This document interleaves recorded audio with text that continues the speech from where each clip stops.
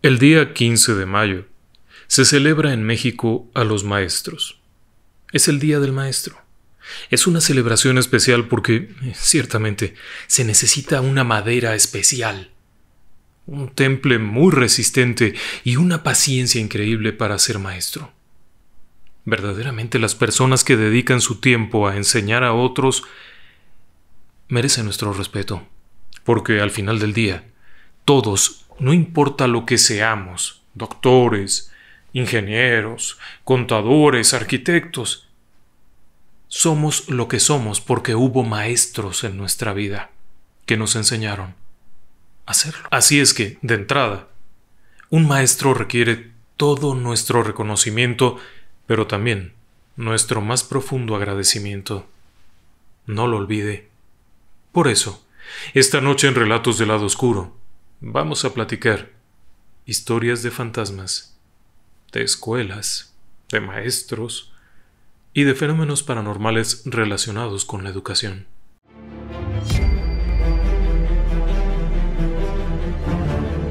Relatos del Lado Oscuro. Fantasmas. Seres extraños. Sucesos inexplicables. Perversidad humana. Historias que otras mentes prefieren ignorar.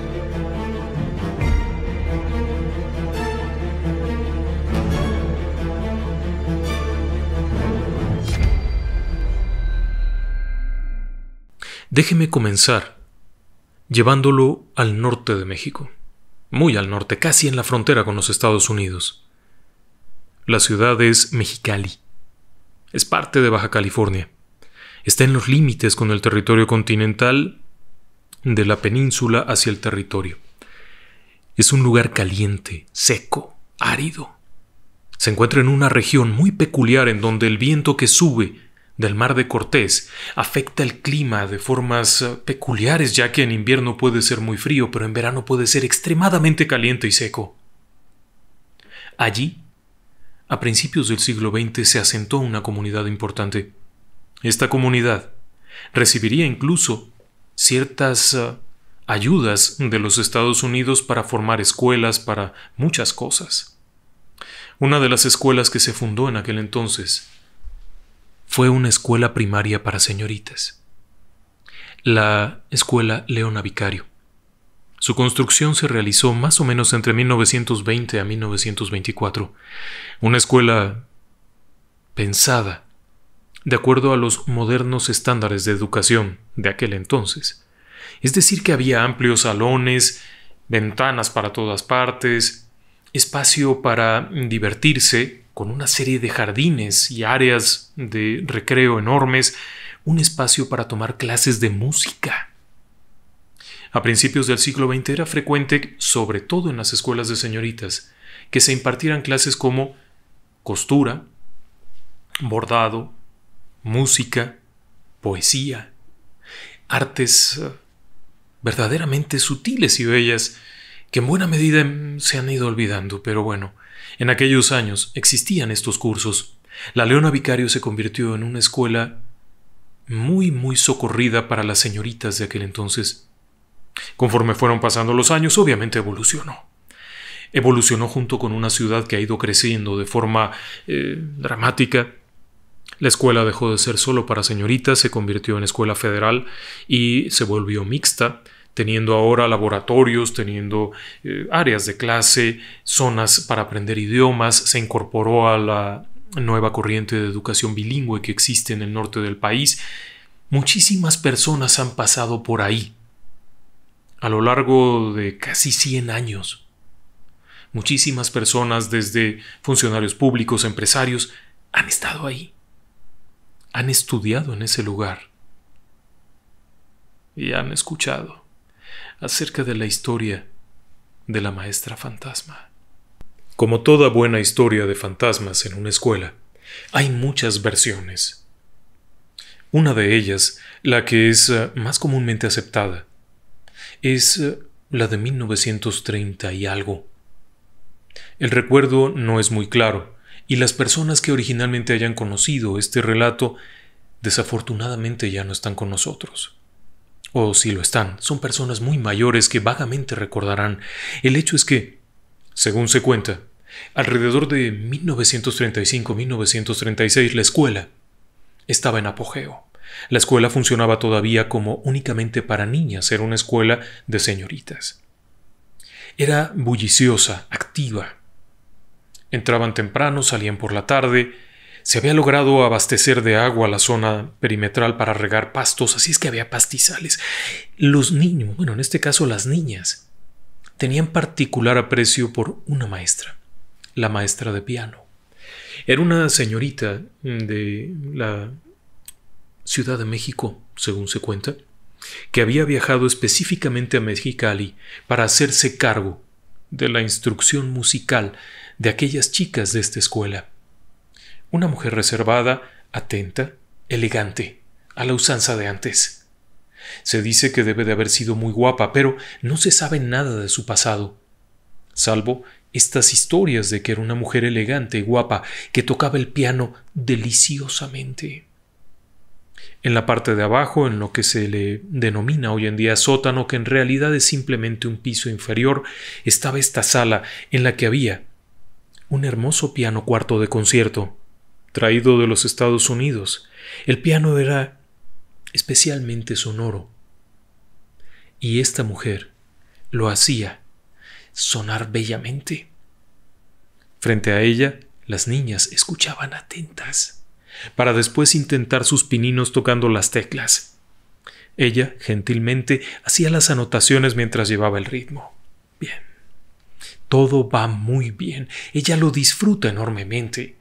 Se sabe, por lo que se ha podido conocer, que la maestra no solamente se quedaba en sus horarios habituales, sino que, por las tardes, si alguna de las niñas deseaba tomar una clase extra, sin ningún costo, se sentaba con ella, solo por el gusto de tocar y escuchar tocar.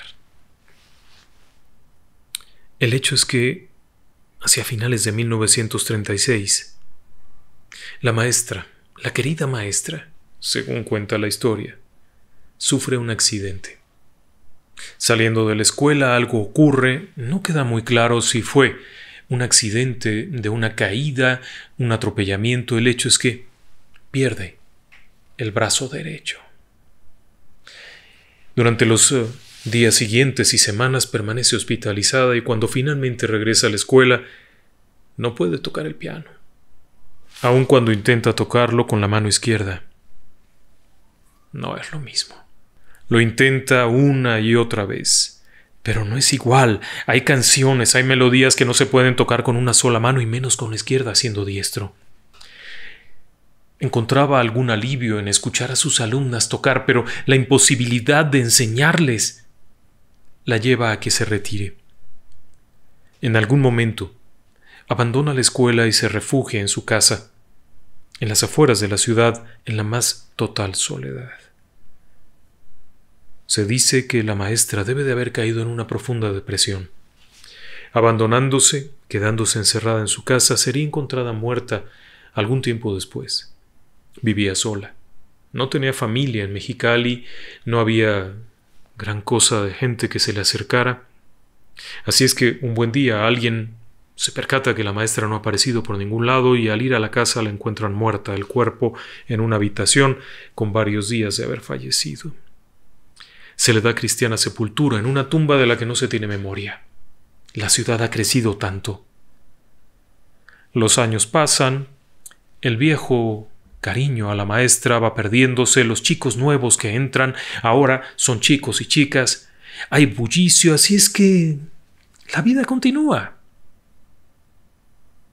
Pero hay alguien que pareciera no querer irse. Ya para 1945, según se cuenta, hubo personas que aseguraban escuchar a alguien tocando el piano por la noche, muy entrada la noche. Normalmente quienes reportaban esto eran los vigilantes. Aseguraban escuchar que alguien tocaba el piano, pero al momento de bajar no había nadie. Conforme va pasando el tiempo, aquello se vuelve una historia de vigilantes. Pero de pronto, hacia los años 50, la historia deja de ser historia de vigilantes cuando la escuela incorpora el turno vespertino.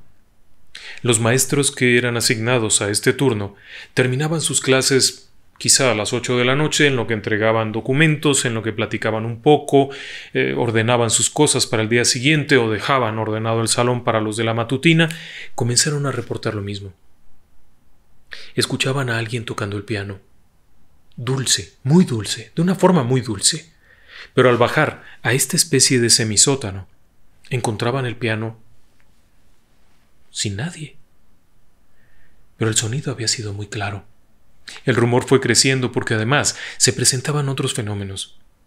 De pronto, algún guardia aseguraba no solamente haber escuchado el piano, sino también haber escuchado las voces de niños o niñas que platicaban y reían, siempre viniendo de la parte de abajo.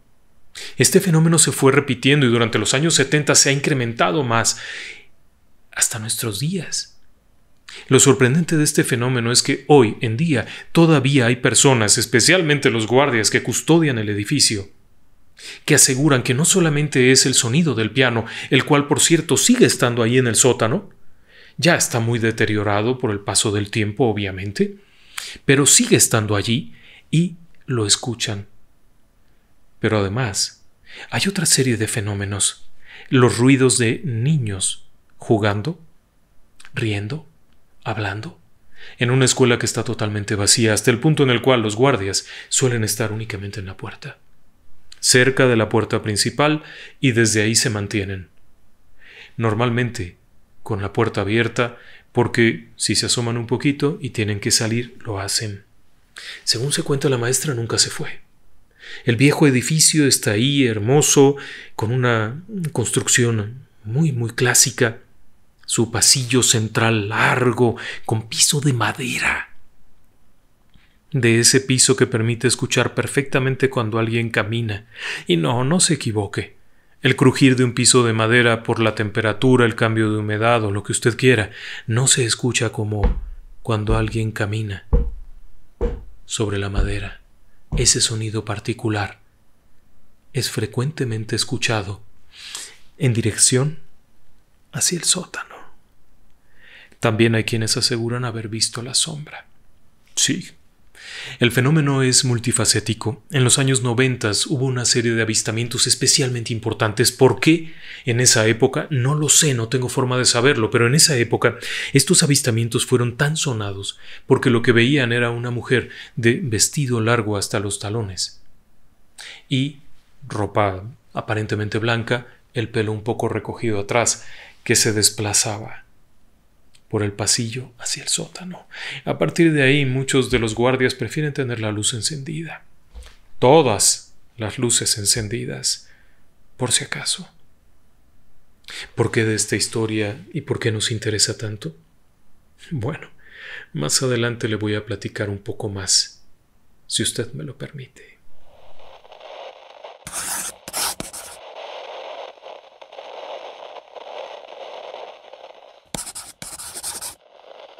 Ahora déjeme que lo lleve al otro lado de América. Vámonos a Argentina, a Buenos Aires. Estamos en la escuela de la Policía Federal, una escuela conocida como Comisario General Ángel Pirquer. En mayo de 2015, hace unos 6 años precisamente, hubo una nota de prensa que llamaba la atención. Diversos diarios argentinos hicieron eco de aquella nota de prensa. La nota de prensa hablaba de la baja de una cadete de esta escuela. El reporte, publicado el 4 de mayo, emitido el 4 de mayo, hablaba de que cierta señorita de nombre María Florencia había sido de baja del colegio, es decir, de esta escuela para cadetes de la Policía Federal, en base al anexo 2 del capítulo 13, artículo 82, inciso D, número 11, lo que se resume como problemas psiquiátricos. A decir de los administrativos de aquel colegio, la señorita tenía problemas mentales. Sin embargo, esta noticia no llegaba como una novedad. Y no llegaba como una novedad porque María Florencia, una cadete de segundo año con 20 años de edad, había saltado a la fama en marzo de 2015 cuando denunció haber sido atacada por un fantasma. Válgame Dios. Déjeme que lo ponga en contexto. La escuela Comisario General Juan Ángel Pirquer es una escuela que no solamente enseña a policías, sino que también tiene un área para bomberos, un área para comunicaciones, un área para rescatistas. Es una escuela en donde se enseña y se capacita a las fuerzas públicas. Es una institución muy respetada. Los cadetes tienen que pasar duras pruebas para ser ingresados a la escuela y para mantenerse ahí. Es una escuela internado, tiene un pabellón de dormitorios, un pabellón de comedor, un pabellón de aulas donde se instruye, uno de ejercicios, gimnasio, etc. Permanecer ahí es complicado. Y en el pabellón de señoritas, en el pabellón femenil, como también se le conoce, hay áreas únicamente para chicas en donde están los dormitorios que tienen estas literas, todo muy ordenado, muy castrense, muy al estilo militar. Hay una disciplina muy fuerte, pero como le decía yo, desde el inicio, para ser admitido en esta escuela se requiere pasar una serie de pruebas para acreditar buena salud física, capacidad intelectual, capacidad de análisis, buena salud general y buena salud mental. Así es que resultaba extraño que alguien fuera dado de baja por esto, pero la causa resultaba todavía más rara. En aquel marzo de 2015, María Florencia reportó haberse encontrado patrullando. Le tocaba hacer su guardia de noche y estaba en la mesa de vigilancia del pabellón femenil. En cierto momento de la noche, escucha una serie de ruidos que le llaman la atención. Los ruidos provienen de la habitación número 11, una habitación que casualmente en ese momento estaba vacía. María Florencia contacta con su superior, el oficial a cargo esa noche, quien llega al lugar y le pide que lo acompañe. Él entra a la habitación pidiéndole que se quede afuera. Revisa, no hay nadie. Tal como se esperaba, la habitación está sola. Aquel oficial superior le indica que no hay nadie, que vuelva a su puesto. Se retira. Un rato después, María Florencia vuelve a escuchar el ruido en la habitación 11. El ruido parece ser el de cosas que están siendo tiradas, movidas, muebles que se jalan, algo que está ocurriendo ahí dentro, pero cuando el superior había entrado no había nada y todo estaba en orden. Ella se aproxima a la puerta, acerca el oído para oír con más claridad y en ese instante ve cómo aparece una especie de sombra que se mueve a su lado y de pronto la rodea, la envuelve y la sujeta. Ella siente un escalofrío horrible y de inmediato empieza a sentir una serie de dolores por todas partes. Aquel fenómeno pasa y ella enseguida sale corriendo. Entra en un baño en donde enciende la luz y se mira en el espejo y tiene el rostro arañado, tiene los brazos arañados profundamente, el pecho arañado profundamente, de forma, ¿cómo llamarlo?, notoria. Son rasguños, no son heridas de garra de alguna bestia demoníaca, no. Podrían pasar por heridas autoinfligidas, hay que aclararlo. Podrían pasar como tal. El hecho es que esta señorita acude inmediatamente, llama por refuerzos, habla con su superior, es enviada al dispensario médico, a la enfermería de la institución, en donde le son atendidas las heridas. Se le limpian, se le ponen una serie de antisépticos, se le pregunta qué ocurrió y ella responde. El problema vendría en los días siguientes. La noticia de aquel ataque se hizo increíblemente popular. Diversos medios que iban desde el popular hasta cualquier cantidad de cosas publicaron la noticia. Para las autoridades de la escuela, esto resultaba inaceptable. Era el ridículo total. Hablar de fantasmas en la escuela de la policía resultaba un agravio, y por ende se inició un procedimiento. La joven cadete fue enviada a un análisis psicológico y psiquiátrico. Las pruebas psicológicas intentaban determinar si era una persona con tendencias alucinatorias, que deliraba o que tenía fantasías. Por otra parte, el examen psiquiátrico intentaba analizar si había algún tipo de epilepsia del lóbulo temporal, alguna anomalía. Las pruebas médicas trataban de diagnosticar si había consumido algún tipo de enervante, alcohol, lo que fuera. El resultado fue nulo. El examen psicológico determinó que la joven no era propensa a fabular. El psiquiátrico demostró que no había ningún trastorno neurológico ni psiquiátrico, y el examen médico que intentaba demostrar el consumo de enervantes aclaró que esta mujer, si había consumido alguna vez enervantes, había sido siendo una niña, porque a esta edad los rastros, las trazas, como se le llama, eran nulas, lo que significaba que ni siquiera era muy probable que hubiera estado cerca de alguien que estaba fumando un porro. ¿Y entonces? La joven fue declarada apta, regresa a la escuela y, sin embargo, se vuelve a solicitar un segundo peritaje. El segundo peritaje, irónicamente, no sería dado a conocer, pero sería la justificación para darla de baja. A partir de ese momento, una serie de declaraciones surgirían paralelas a la noticia de la baja de María Florencia, quien por cierto deseaba ser antes que nada policía, y era una estupenda alumna. Cuando se da la noticia de la baja de María Florencia, comienzan a aparecer personas, principalmente agentes en activo de la policía, quienes comenzaron a declarar que ellos también habían sido testigos de esto, en diferentes momentos y en diferentes etapas, pero había unos que aclaraban: yo viví experiencias paranormales ahí dentro en 1972. Un suboficial aseguraba que en los años 80, cuando él estuvo ahí, vivió experiencias aterradoras. Y todo era atribuido a una serie de fantasmas que asolan el lugar. Uno de ellos es conocido como el abanderado sin cabeza. Ya sé que el nombre puede parecer ridículo, pero tiene una historia atrás. Después hay una serie de fenómenos que son particularmente violentos, que se atribuyen a algo que fue traído durante una aventura ouija. Unos estudiantes con mucho tiempo, con mucha imaginación y creatividad, que habrían abierto una puerta y permitieron entrar algo horrible. Otros más aseguran que son unos jóvenes que murieron en un accidente unos años antes y que están todavía atrapados ahí. La escuela como tal no es muy antigua. Déjeme que le platique que esta escuela fue inaugurada en 1961. Su construcción comenzó en los años 50, se estrena en 1961. No es tan antigua. Tiene una trayectoria impecable. Sus alumnos han sido destacados miembros del orden, también bomberos, etc.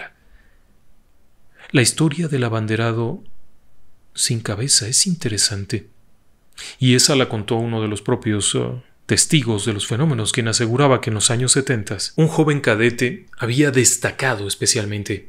Destacado no solamente en el aspecto académico, sino también en el práctico, en todo, por lo que había llegado a ser uno de los 20 mejores de la escuela. Esto significaba que podría ser parte de la escolta, pero al ser el mejor, el número 1, sería el abanderado, una posición que significaba el más alto honor para un cadete. Trágicamente, en un accidente, el joven pierde la cabeza. El accidente habría sido de tal violencia, no queda claro si fue un accidente automotriz, en un vehículo, en un automóvil, o si fue algún otro tipo de accidente. Lo único que se dice es que hubo un accidente en el cual el cadáver resulta decapitado. A partir de ese momento, el joven vuelve a su escuela, tratando obviamente de terminar lo que no ha podido terminar. ¿Usted qué piensa? El hecho es que la chica fue dada de baja. No sabemos si después del escándalo mediático haya sido reincorporada. La noticia tiene ya algunos años y no hay actualizaciones frescas, pero no deja de llamarnos la atención. Una veintena de oficiales en activo declarando que habían visto lo mismo. Curioso, ¿no cree? De Argentina déjeme que lo lleve a Puebla, México, en el altiplano central. Una ciudad histórica, casi cumpliendo 500 años de haber sido fundada. En la ciudad de Puebla existe un viejo edificio que durante mucho tiempo fungió como la Escuela Normal Superior o la Escuela Normal del Estado de Puebla. Instituto Normal también se le conocía. En México se denomina una normal a aquellas escuelas que se especializan en preparar maestros. Y este Instituto Normal del Estado de Puebla tenía esa función, preparar maestros. Desde su fundación, muchísimos maestros de la más alta estima en las escuelas poblanas egresaron de ese instituto. Tanto es así que ahora se le conoce como el Benemérito Instituto Normal del Estado, dado su reconocimiento hacia los maestros. Pero hoy en día hay instalaciones un poco más modernas. Si bien no son muy modernas, pero hay más modernas. El hecho es que esta vieja escuela, ubicada en la zona centro de la ciudad de Puebla, cercana a un lugar tradicionalísimo que era el Paseo Bravo, una especie de parque dentro de la ciudad, tiene una larga historia de todo tipo de fenómenos. De hecho, déjeme que le ponga un fragmento de una descripción, de una vivencia, de una exalumna de esa escuela.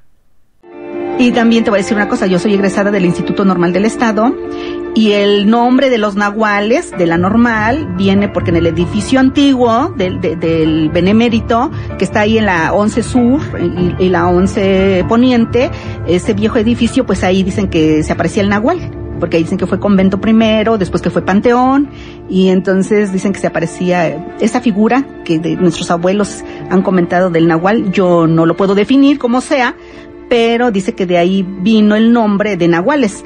Así como les dicen cirqueros a los del Sench, a los normalistas nos decían nahuales. Hasta la fecha ya no tanto, ya como que ya se perdió esa historia, pero se deriva de que ahí en ese edificio, en esa área de la normal, de la antigua normal, pues se aparecía el nahual, y de ahí vino el de que nos decían nahuales. Pues no sé hasta qué punto sea cierto, sea fantasioso, pero obviamente de que hay cosas sobrenaturales, las hay. Mi madre me cuenta una historia de un tío que ella tuvo, que decía que se dormía y al otro día amanecía en otro lugar, ¿no? Y que él no sabía a qué hora se levantó, a qué hora salió, ni nada, pero que él se aparecía. Hasta que llegó el momento en que desapareció una noche y jamás apareció. No supieron si murió, si se fue, y jamás volvieron a saber de ese tío. Ellos vivían, mi madre es de San Matías, Tlalancalecca, y allá es donde dice que le sucedió, y después ellos se vinieron a vivir a Mayorazgo, al sur de la ciudad, y cuenta mucho esa anécdota de ese tío que pues amanecía en otro lugar. Silvia de Julián, conductora de 5 mujeres. Relatos del lado oscuro.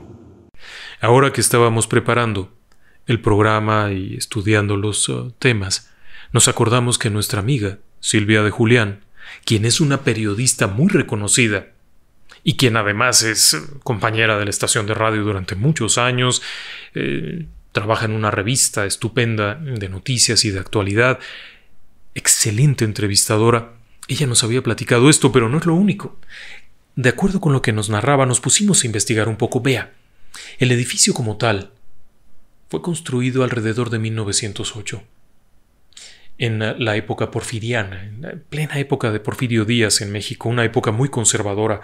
El arquitecto Bello, como se le conocía, era su apellido Bello, fue uno de los encargados del diseño de este inmueble.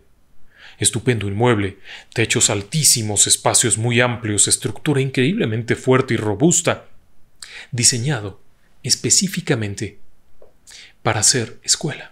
Su primera función sería convertirse en el Colegio Católico del Sagrado Corazón de Jesús, parte de la Compañía de Jesús de los jesuitas. Era un instituto sorprendente. Durante los años siguientes, México entraría en una debacle de violencia.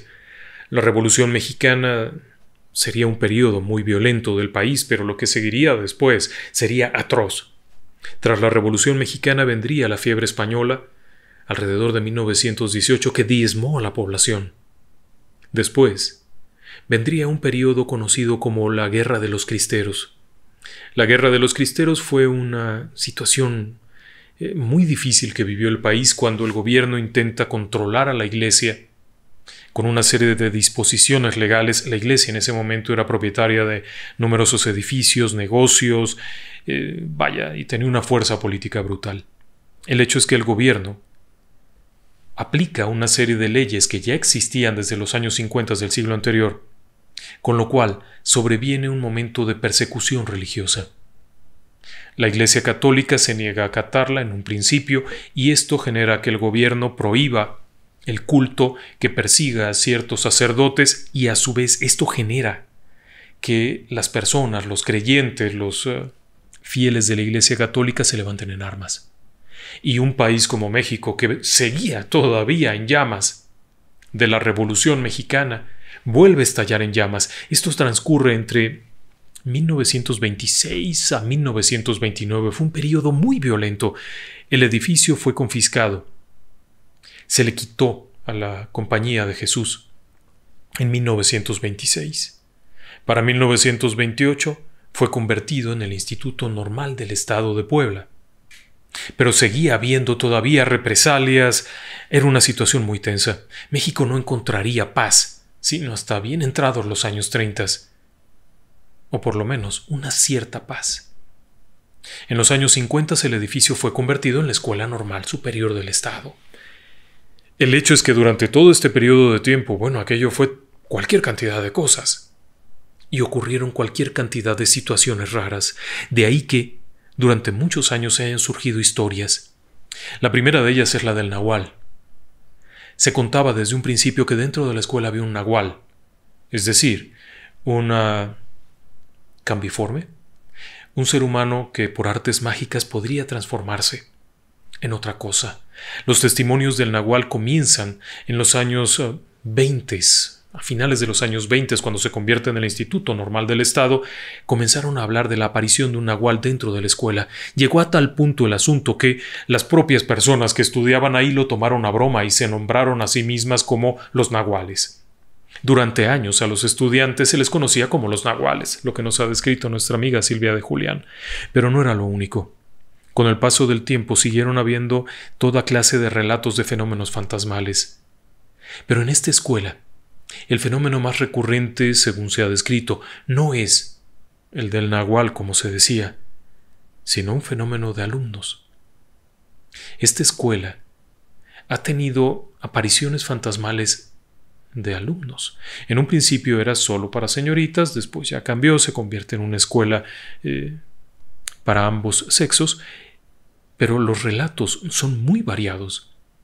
Durante los años que hemos estado recibiendo llamadas de un auditorio que tenía muchas historias que contar, nos tocó escuchar relatos de personas que estando preparándose para los bailes de fin de año, que es una costumbre, para el desfile del 5 de mayo, que era un evento muy importante en donde las personas tenían que esmerarse, si es que se quedaban preparando los carros alegóricos hasta la madrugada. Y ahí es en donde comienzan a describir cómo, al caer la noche, al haber silencio en las aulas, todos los alumnos se han ido, ya no hay alumnos de la tarde, ya no hay nadie. Están ahí, en la parte del patio central, preparando cosas, haciendo los preparativos para un pegamento, para pegar papeles y adornar los carros alegóricos, todos muy contentos, y de pronto alguien levanta la vista, y en la parte de arriba, con las iluminaciones de los pasillos, alcanzan a ver personas que caminan. Son un par de personas, un par de señoritas, excepto que la vestimenta que se alcanza a distinguir con la tenue luz de los pasillos no tiene nada que ver con la vestimenta actual. Es una vestimenta larga, que casi llega al talón, con un suétercito y un cuellito muy cerrado. Las personas caminan, se mueven y de pronto desaparecen. Más de uno tuvo una crisis de nervios ante semejante fenómeno, pero el fenómeno se fue repitiendo. En algunos casos incluso, apenas caer la noche, alguna persona al voltear, todavía en el transcurso de la jornada de clases, al voltear la vista, se percataba de que en la esquina del salón, justo ahí, atrás de ella, había una compañera que no sabía quién era, una compañera con una tez muy pálida, con un semblante distante, que no parecía estar atendiendo la clase, y que en cuestión de apenas unos segundos se movía, como acercándose a su compañera, solo para disolverse y desaparecer. No se sabe quiénes son. Tenga en cuenta que esto tiene más de 100 años. Quienes pudieron haber querido seguir yendo allá, quienes no pudieron seguir, quienes... Hay incluso historias que dicen que hubo personas que se quitaron la vida ahí dentro, jovencitas que al darse cuenta que habían tenido un fracaso sentimental, que habían sido dejadas por el novio en una condición precaria, quizá comprometida, etc., se habían quitado la vida. Pero no queda claro, y por lo menos nosotros al buscar noticias de este fenómeno no hemos encontrado ningún antecedente, pero hay historias, en general, acerca de esto. También se habla de un maestro, un caballero, vestido con un traje muy atrasado, todavía con corbata de moño, quien suele verse, sobre todo, cerca de la planta baja del lado derecho, viendo de adentro hacia afuera, en la noche. Algunos guardias aseguran haber visto a una persona, un varón grande, de talla grande, que camina hacia la puerta, pero nunca llega. Cuando está a punto de llegar, se desvanece. Y es lógico pensarlo. Si usted ahora mismo ve este edificio, se dará cuenta del porqué. Es un viejo edificio con una historia enorme. Cada año se gradúa una generación. Así es que, teniendo en cuenta la cantidad de personas que vivieron sus mejores momentos ahí, los mejores momentos quizá por el gusto, por lo que aprendieron, porque eran momentos de más facilidades, por lo que usted quiera, pero se quedan y no se van. De México, de la ciudad de Puebla, déjeme que lo lleve a Estados Unidos. Un peculiar lugar. Es conocido como The Little House Daycare. Está en San Francisco, en California, en las afueras. Este sitio es en sí una especie de guardería. En los años 80 el crecimiento industrial, el crecimiento turístico hizo que numerosas personas tuvieran que tener doble ingreso, es decir, 2 trabajos, padre y madre tenían que trabajar. Los horarios se complicaban y por lo tanto aquellos que tenían bebés, o por lo menos hijos pequeños, tenían que encontrar un lugar donde dejarlos, que estuvieran cuidados, que estuvieran protegidos y se les atendiera. De ahí que surgieran los daycares, esta especie de guarderías privadas en donde el niño llega temprano, mamá o papá pasan, lo dejan, un grupo de maestras atienden a estas criaturas, les dan de comer, les enseñan cosas, juegan, los duermen a cierta hora del día. Por la tarde, cuando salen de trabajar los padres, acuden al mismo lugar y llevan a casa al pequeño. Son lugares repletos de juguetes, de paredes de colores, de cositas lindas. Muchos de ellos tienen un jardín con jueguitos, subibajas, columpios, etc. En este sitio de San Francisco en particular, todo marchaba muy bien. Por lo menos, es lo que se cree. La casa había sido construida en los años 40, en plena Segunda Guerra Mundial. La propietaria, una mujer mayor, adinerada, había ordenado la construcción de una casa con varias habitaciones, en una explanada muy grande de terreno, de unos cuantos acres, pero terreno muy grande, y había dispuesto un invernadero, la casa y jardines por todas partes. Tras su muerte la casa fue subastada y posteriormente, y dando muchas vueltas, habría perdido parte del terreno, quedando únicamente la casa, sus numerosas habitaciones, el jardín frontal y el posterior. Cuando en los años 70, unos 10 años atrás de la historia que le estoy contando, la casa es habilitada como una guardería, todo marcha muy bien. Pero en los años 80 los rumores comienzan a volverse más insistentes. Niños que de pronto comienzan a gritar horrorizados y aseguran que el niño malo los está maltratando. Otros simplemente dicen que el niño no quiere jugar o que el niño ya no está. Son pequeños. En general, los chicos que van ahí son chicos que van desde unos pocos meses de edad hasta los 5 años. 6 a lo sumo. No es una escuela, es una guardería. Así que las maestras están intrigadas. ¿De qué están hablando? Los más grandecitos, que tienen mucha más facilidad para hablar y explicar lo que está ocurriendo, aseguran que durante el día, mientras están en el interior de la casa, en los salones de juegos o en la salita para dormir donde hay colchonetas de colores muy lindas, con cojincitos, todo muy bonito, de pronto junto a ellos hay un niño feo que les causa miedo. Las maestras quieren saber cómo es, de qué niño hablan, y van y señalan, es este, es este, es este. Claro que dentro de la guardería siempre hay algún niño por ahí que tiene algún problemita. Niños que tienen algún conflicto en casita y como consecuencia lo reflejan ahí a través de violencia, de cierta ira, respuestas anómalas, pero suelen encontrarlos rápidamente. Las maestras que están ahí, la terapeuta, suelen detectarlos y darles un tratamiento especial, de tal manera que tampoco agredan a nadie. Así es que les llama la atención, pero por más que preguntan no pueden encontrar una respuesta. Algunos de los niños hacen dibujos muy feos de una criatura con el pelo raro, con estos ojos hundidos, negros totalmente, prácticamente con las cuencas vacías. Son dibujos muy feos. Si usted ha tenido niños pequeños, sabe que los dibujos no son exactamente estéticos, pero suelen tener rasgos alegres, incluso suelen pintar caritas sonrientes, pelitos. En este caso eran dibujos muy feos. Pero después ya no solo fueron los niños. Cuando en esos años 80, 85, 86, Little House Daycare estableció una jornada extendida, muchos padres pedían la oportunidad de que los niños se pudieran llegar a quedar a dormir ante situaciones extremas de los padres, etc., que hubiera guardia de 24 horas. Se establece la guardia. Y, como consecuencia de esto, los maestros van cambiando de turnos. Así es que las personas que atienden en la mañana no están en la tarde, los que están en la tarde ya no están en la mañana, y así sucesivamente. El hecho es que, un buen día, una maestra acaba de llegar al turno de la noche. Hay poquitos niños, han de ser unos 6 u 8 niñitos. Han cenado muy bonitos, todos están muy lindos, están ahí sentaditos cantando y leyendo un poquito antes de que los recuesten. Su compañero se despide, dando el reporte de quiénes están, si alguien tenía que tomar alguna cosilla, algún medicamento, etc. Suele haber 2 maestros para la noche. 2 personas que cuidan, no son maestros como tal, simplemente son encargados de apoyar. El maestro que está entregando se despide, adiós, adiós, muchas gracias, nos vemos luego. Sale y enseguida regresa y les dice, oigan, hay un niño afuera. Las maestras se quedan asombradas y dicen, pues, ¿lo dejaste salir? ¿Dejaste salir a alguien? No, yo no dejé salir a nadie, pero creo que algún padre no vino por su hijo y lo acabo de ver afuera. Una de las muchachas que está ahí, de las que ha llegado recientemente, dice, pues vamos por él, no sea que se pierda, qué horror, qué espanto.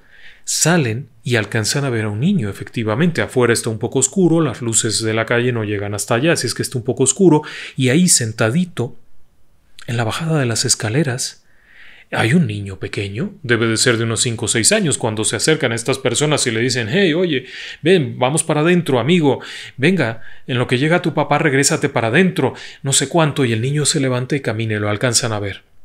Cómo se levanta y camina en dirección hacia la calle. Uno de ellos, el maestro, el hombre que estaba ahí, corre detrás de él, pero no lo encuentra. Y no es que no lo encuentre, sino que cuando llega, no hay nada. Es aire, es nada, siente este escalofrío horrible. La chica que estaba ahí apoyándole dice, ¿qué pasó? ¿Dónde está? No lo sé, no lo pude tocar, lo tenía en las manos y cuando lo intenté agarrar desapareció. Bueno, se genera mucho miedo. En los días siguientes, aquello se vuelve muy desagradable porque la historia corre como pólvora. Pero además se dan cuenta que otros maestros han tenido experiencias raras, pero sobre todo el asunto de los niños. Los niños se quejan, algunos de ellos aseguran que ese rasguño horrible que tiene en el cuello se lo hizo el niño malo. Otros aseguran que el jalón de pelos que prácticamente le arrancó un mechón se lo hizo el niño malo. Un pequeño que tiene la comida volteada fue el niño malo. Aquello se vuelve un caos. No saben quién es. No saben qué es. No saben por qué está ahí. Para 1990... adiós. Era tal la situación ahí dentro que los administradores y los propietarios deciden cambiar Little House Daycare a 2 cuadras de ahí, en una casa nueva, exprofeso hecha para ello. Según se cuenta, unos meses después, la vieja casa que había ocupado Little House Daycare ardería en un incendio que la consumiría hasta el sótano. Lo que ahí hubiera habido se lo llevó consigo. ¿Qué le parece a usted? Son historias extrañas, historias de escuelas. Pero déjeme que le platique un poquito más. El primer fenómeno del que le hablábamos, la escuela de Mexicali, Es un relato muy triste, muy dulce, muy amable, pero lo que las personas escuchaban, desde nuestro punto de vista, no era exactamente a la maestra tocando el piano, sino un recuerdo de la maestra. Por ello se escuchaban también las risas, las pláticas, los sonidos, lo que nos hace pensar en que lo que ahí se quedó atrapado, lo que se seguía oyendo y se sigue oyendo hasta hoy en día, es la memoria de la propia maestra. El problema es cómo está ahí, por qué está ahí, qué lo generó. Obviamente aquella mujer se va con todo el dolor en el alma, ha perdido lo que más le gustaba, que era tocar el piano, se ha quedado sola en un lugar lejano, en condiciones muy adversas. Todo eso probablemente la lleva hacia el lugar que le era grato, al lugar donde era feliz, y la hace que se quede ahí. La imagen de esta mujer blanca de vestido largo que deambula de vez en cuando por aquí y por allá refleja eso, el que ella se quedó. Los demás sonidos son su memoria, la memoria de lo que ella vivió ahí dentro y que tanto le gustó. En cuanto a la escuela de cadetes, ahí a mí me lo parece que más bien algo hicieron que no deberían de haber hecho. La agresión que sufrió María Florencia, como se podía ver en las fotos, incluso en esta que ahora mismo le comparto, es un ataque de una mano que hiere de forma violenta. No es una autoherida. De hecho, la posición de la mano para ciertas lesiones tendría que haber sido prácticamente al revés, lo que hace muy difícil explicar cómo autoinfligidas estas heridas. La historia del cadete decapitado o de los 4 muchachos que murieron tampoco tiene mucha trascendencia porque día con día los policías arriesgan la vida y no sé cuántos policías hayan perdido la vida desde la fundación de esta academia, pero deben de haber sido muchas personas que trágicamente perdieron la vida, así es que aquello sería un caos. No me lo parece. Me lo parece que trajeron algo ahí. Hicieron algo y lo llamaron y ahí está. En el caso particular de la Escuela de México, de este instituto en Puebla, a mí me parece que es una larga historia de sucesos dolorosos. No queda claro si cuando se da la expropiación los jesuitas perdieron a alguien ahí, pero es muy probable. En México hubo numerosos asesinatos de curas por parte de personajes que no necesariamente eran del gobierno, sino personajes oscuros que trataban de granjearse algún beneficio ante las autoridades y para quedar bien hacían atrocidades como colgar a un cura, quemarlo, decapitarlo, lo que fuera. Lo que nos hace pensar que algo terrible tuvo que haber ocurrido ahí y se refleja aún hoy en día. Y por supuesto, también la ansiedad. Personas jóvenes en etapas de cambio que por alguna razón pierden la vida y se quedan en ese lugar en donde se sienten confiadas, en donde es su mundo, en donde eran protegidas, importantes, y no en el entorno familiar donde quizá fue una relación adversa. No lo sabemos. Muchas de estas figuras, de estas imágenes son totalmente apáticas, no reaccionan ante el contacto, ante el intento de hablar, lo que nos hace pensar en cosas que han estado ahí durante mucho tiempo, quizá residuales. En la historia de Little House Daycare, a nosotros lo que nos hace pensar es que alguien deliberadamente trajo eso. Ese no es un niño. No tiene sentido que hubiera un niño ahí. Ni aunque me prometieran que había sido un niño muy querido y que murió dentro, no tiene sentido cuando un pequeño fallece. Casi todos los estudiosos de este tema coinciden en señalar que el universo completo se activa para darle la bienvenida. Los guardianes vienen. Es una personita que no tiene ninguna carga, que no hay nada que lo detenga. Simplemente es ligero como una pluma, y sus guardianes, aquellos que han estado ahí, lo llevan de inmediato. Lo que describían los pequeños, lo que vieron los maestros, lo que sintieron ahí dentro refleja una presencia oscura. Algo que fue llevado con toda la intención a ese lugar y que se valía de la inocencia, de la emotividad, de la alegría, del ruido, de la energía vital de niños por todas partes. Ese lugar había sido, vamos a decirlo de esta forma, consagrado. Para su buena suerte alguien tuvo la felicidad de llevárselos y así salvar a aquellos pequeños. ¿Usted qué piensa? Y bueno, dado que es el Día del Maestro, antes que nada permítame felicitar a todos los maestros en su día. Reconocerles el trabajo, reconocer su esfuerzo, agradecerlo, valorarlo muchísimo. Si hoy somos algo, es porque en algún momento de la vida hubo un maestro que nos lo enseñó. Si yo puedo hablar y le gusta a usted la manera en la que hablo, es porque un maestro me enseñó a hablar, porque escuché a alguien que hablaba con propiedad, que me enseñó el lenguaje y que me ayudó a que conociera las palabras. A lo largo de mi vida ha habido muchos maestros.